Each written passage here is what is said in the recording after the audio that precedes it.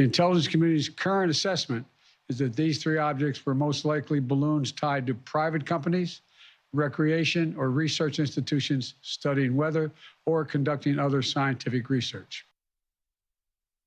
Biden breaking his silence on the unidentified flying objects we shot down last week, revealing that they were not spy balloons from his pals in communist China, allegedly. They weren't aliens, but private weather balloons used for research. Now an Illinois hobby group is asking, did Joe just pop our balloon?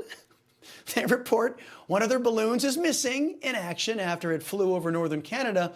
If this is true, our government, under Democrats, launched a $400,000 missile to shoot down a harmless $12 balloon. That makes perfect sense, only to Democrats. Here to react is retired Marine Corps Gunnery Sergeant and Newsmax contributor Jessie Jane Duff and retired U.S. Air Force Special Operations Commander and National Security Expert Major General Glenn Ignacio. Welcome to you both. So under Democrats, guys, our new strategy is to shoot things down without knowing what they are, while allowing known communist China spy balloons to come in and spy. Doesn't sound very pro-American to me. How about you, Gunny?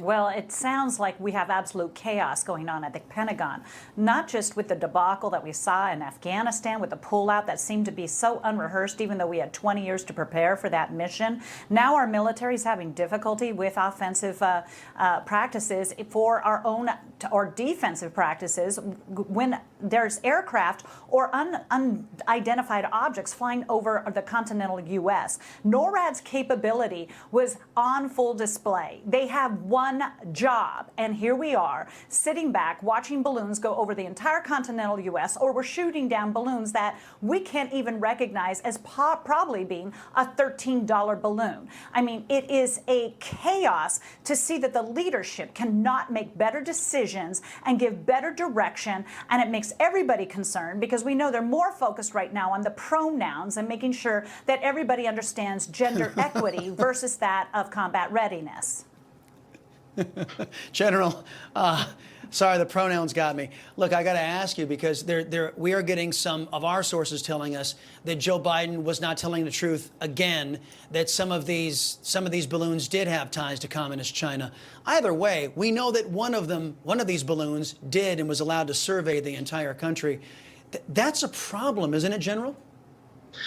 Yes, it is. First of all, thanks for the promotion. It's just major. I always appreciate that, Chris. But the big thing about balloons is the difference in size.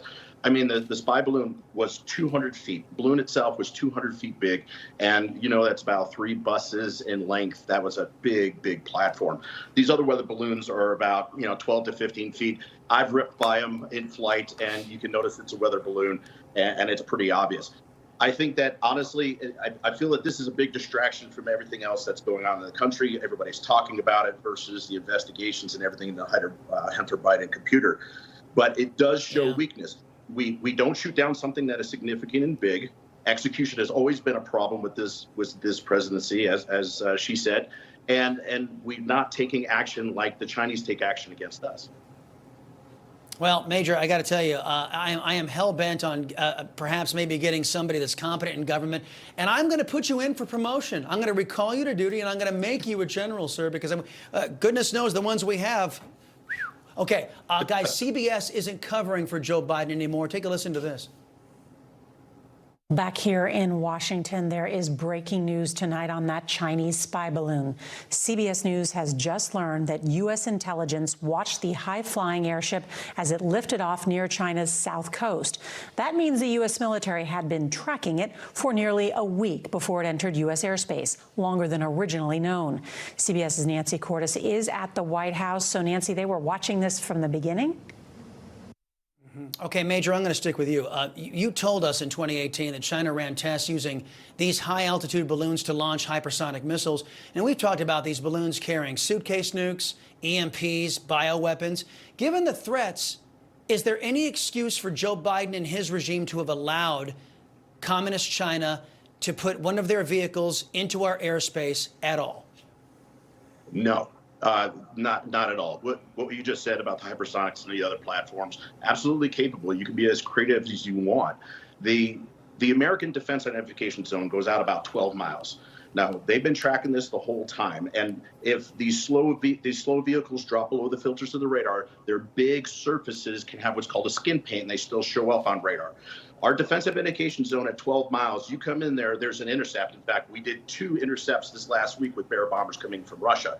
The decision to stop a vehicle with an unknown intent, possibly malicious, should be stopped and not allowed to enter American airspace. General Van Holt has the call to do that with any aircraft. It may not be a rule of engagement for a balloon, but that decision should be made, because even if they drop something like the platform, a 2,000-pound object is going to damage many people. Yeah, Gunny, I got to ask you, I only got about 45 seconds, but give me your impression. Is this civilian leadership, the left-wing Democrats, silencing military who know better than to allow something like this to happen, a direct threat to the United States, or do we have a compromised military brass? Well, we have a mixture of both. Most of the brass in the military was promoted under the Obama administration. We do see that the left wing has embedded itself within the Pentagon, and those who speak out, we saw, were reprimanded over the Afghanistan withdrawal. Many leaders that I think who have honor should have resigned in protest for the incompetence that we're seeing. It is a discredit to our military. They're not making the recruiting goals. Not only that, they discharged close to 3,000 warriors over the VAX. Here we are now, not even combatant ready, which has been demonstrated by national security reports, and we are trying to make excuses as we shoot down non-viable weather balloons. I mean, it's a travesty, and there has to be change, and we have to get serious. Amen, sister. Major Glenn Ignacio and retired Gunnery Sergeant Jesse Jane Duff, thank you both for your service to the country and your time today.